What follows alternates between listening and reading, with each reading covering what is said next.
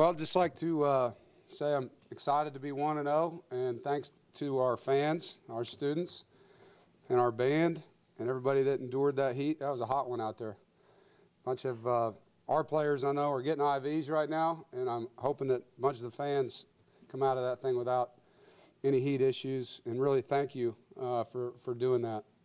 For those of you that stayed 4 quarters, I mean, that's unbelievable, and we appreciate it. As far as the game goes, James Madison's a really good football team, and we knew they would be. I thought our red zone defense was exceptional. They were down there 5 times and only got 1 touchdown, which is outstanding by those guys finding a way to stop them. You know, I thought our stamina in the 4th quarter, the drive we put together there at the end on offense, some critical 3rd downs. Jacoby Myers had an incredible game. Really proud of him. And you know, Ryan, a 300-yard passing game, and I thought Reggie ran hard. I didn't think our run game, you know, was as good as it will be in time. And we're missing some parts right now, particularly at tight end. As you guys saw, Dylan Ottenreath and Dylan Parham are still out with injuries, and Steph couldn't play because of an injury, and thought he might be able to go today and couldn't warm up and get loose enough. So we were missing some parts there that would have helped us. But a lot of guys played, and it was great to get them out there. I thought Thayer Thomas, you know, didn't play like a freshman at all. Had a great punt return, had a nice touchdown. So there's some really good stuff, and it'll be great film to watch for our guys, and look forward to it. But just impressed, you know, with James Madison. Their staff does a great job. Their players are classy. They play hard. They're going to have a good season. So with that, any questions? And then also what they were x-raying exactly on him? Well, he said when he hit the ground that his neck was locked up, so they had to do all the precautions. He was fine. He was actually joking while he was down there, like, did they get the ball? He was all mad that he fumbled and all that kind of stuff. But he's okay. I talked to him at midfield after the game. He said all the x-rays were negative and he feels good. And he actually said he could have played, you know. So, I mean, you got to like hearing that out of the big man. But everything's good with him. How good is it to have a playmaker like Jacoby who can put the team on his back like that? Yeah. What's his status from that last play at the end of the game? His ankle's just a little sprained. He'll be fine. I was talking to him in the locker room. He's more tired than anything right now. But to answer the first part of your question, it's great to have playmakers. You know, I mean, I thought he carried the offense in a lot of ways today, and not having, you know, Steph available, you know, the guys around him.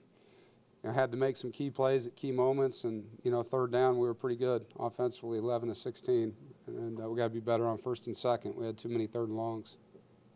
There were so many guys going down for both sides. Is part of that being the first game that you're going full speed for a full amount of time? No, it was the heat. It was hot. It had nothing to do with the first game. I mean, we scrimmaged that number of snaps. We practiced more snaps than we play in a game, actually. It was hot. Given you'll have to play at the same time next week, what can you try to learn from this one and maybe? Well, I got to do a better job in my prayer. I asked the Lord to give me a cold spell next weekend, and obviously all the people that care about NC State, I'm going to ask them to do the same. I mean, all we can do is the best we know how, and that's hydrate, hydrate. You know, we have all the electrolyte things that we give guys. We do IVs. We actually, you know, check their levels of hydration the night before the game, the day of the game. But, you know, if it's 100 degrees, heat index, it is what it is, you know. And you just got to hope that we can get some of our guys back, because that was part of it too, our rotation at some spots, you know. When E went down, that hurt our D-line rotation, and then James was out for a little bit. That hurt our D-end rotation, and then you missing Steph, and then Thayer had to go get IV'd, and that's part of it, you know. If you can have a real 2 deep and rotate, that helps a lot. Coach, talk about CJ's catch and talk about his development throughout. CJ Riley? Yeah. Yeah, it was a great play. I just saw him in the locker room. You know, last year I know he was a little bit more nervous and timid in those kind of situations, where now I think he's playing with his size. And, you know, if you're going to be 6'5", you need to play 6'5", and that was a nice play to go up and have strong hands and come down with the ball and keep it in his body. So really, really good play. And second part of that, I just think, you know, those guys being behind Kelvin and Steph and seeing them work hard every day has made Emeka and CJ that much better. How good does it feel to have built up that level of depth where you can have Lewis miss a game and have Kelvin not have his best game and have Jacoby lead the way and have guys like Emeka and CJ there to back him up? Yeah, I mean, depth is critical in a lot of ways. You know, one, when you have players that can't play, you don't want to have a huge drop-off at a position, and that can happen. You know, it can, and I don't think it did at receiver today at all. Second thing it does is it creates competition in practice because those guys are competing for the ball or reps, and so that helps. You can't have a bad day if there's a great player behind you taking the reps, you know, and both of those things matter on your roster, and we've definitely improved ourselves there at a lot of spots. Is there any difference in the Reggie Gillaspie of this season versus the past, and how is he handling kind of being the guy for the first time? I'd say the biggest difference physically is just he's been able to train. You know, I mean, unfortunately, his whole career he's had little nicks and knack injuries that have kept him out of training for extended periods of time. And so he's in really good shape going into the season, which is different than he has been in other seasons.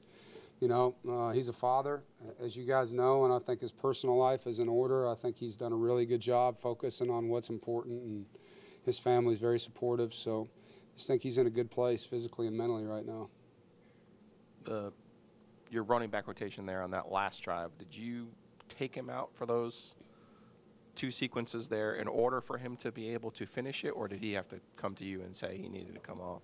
There was a couple plays I know where they wanted to get Trent the ball, and so those were scripted plays. There was a couple other plays where he was tired, and so that worked that way. And then there's certain things, you know, protection-wise, they trust him so much. They want to get him back in there for third downs, you know. But it was good to get Trent in the game and Ricky Person in the game and let those guys feel college football. You had a number of third and longs, including that last one to Myers. Mm-hmm. How much of a luxury is it to have a guy like Finley in those spots? Yeah, I mean, having a quarterback that's going to play in the NFL on your football team is a huge, huge deal, and he's so calm and cool. And, you know, in between there's TV timeouts or a timeout on the field, and he comes over and we talk through the situation. He's just so level-headed and gives you that comfort as a coach. You know, hey, we want to use the clock, but we want to score a touchdown, put the game away. I got it, Coach, don't worry. You know, I mean, he's just under control with everything. Was there any thought to kneeing it out, or did you want to punch it in there? No, we wanted to put more points on the board right there. You know, had we had another first down, then maybe that would have been a conversation, but we weren't at the point because they had two timeouts where we could kneel it out. Given the weather and the quality of their team, will you grade this one on a curve? Because I would imagine you wouldn't say that you guys were the crispest in the world in this one. No curve. No curve. Then how will you assess this one then? I'll do it tomorrow. Yeah. Tonight I'm going to be happy because I'm 1-0, and tomorrow I'm not. Coach, defensively, 5 times they were in the red zone 5 times, only gave up 1 touchdown. How happy were you with the defensive performance? I think that's huge. I mean, obviously we can't let them down there that much, but you know, to be able to bow up and after, you know, long drives and find a way to win on those third downs is huge. It says a lot about those guys' toughness and their mental makeup, and very proud of those guys and made some good calls. You know, we really struggled with their quarterback scrambling around, so that's something we got to fix. But it was great to see them finish the drives the way they did on defense. Jermaine Pratt's performance? Jermaine's going to be productive. You know, he's playing hard. He gives everything he has. It means so much to him, and it's just fun being around him and Isaiah both. I mean, 12 and 10 tackles each, so productive. 2 more questions. Talk about Ryan's performance today, what you like about, I know with the heat and all that stuff, just talk about his performance overall. You know, I thought managing third down was huge. You know, the one scramble, even though I didn't like his ball security, was a good play by him getting us first down there. You know, managed the offense well, I thought, with some moving parts, you know, with guys not playing that we expected to play. And did a nice job. I mean, there was a couple throws I know he wishes he had back. He had a couple open targets that he missed. One corner route on a bootleg, he could have threw a touchdown, he overthrew. And then I had another one where Kelvin was uncovered on a scramble. So I know he'll get pissed, watch that, and get better. And that's good. That's good for him.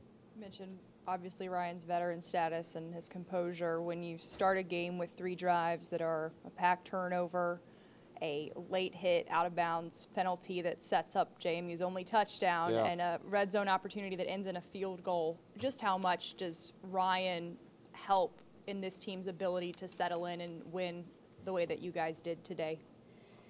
Well, you're going to lean on, your leaders, your captains, and one of our leader captains is our quarterback. And so he's a calming guy out there. He's a playmaker. He gets the ball to the right people at the right time. They trust him. And we can't put ourselves in those positions. I mean, I think we beat ourselves to start both halves. We had a penalty on a kickoff where we pinned him on the 5-yard line with the guy being offsides, which is crazy. And opening play of the offense, they got a chance. We scored right before the half to take the ball down and score to start the third quarter and get 2 in a row, and we get a penalty. So, I mean, those kind of things tomorrow we're going to have some real fun conversations about. But today they're learning opportunities, and we'll keep it positive. Yep. Guys, have a good evening. Hydrate.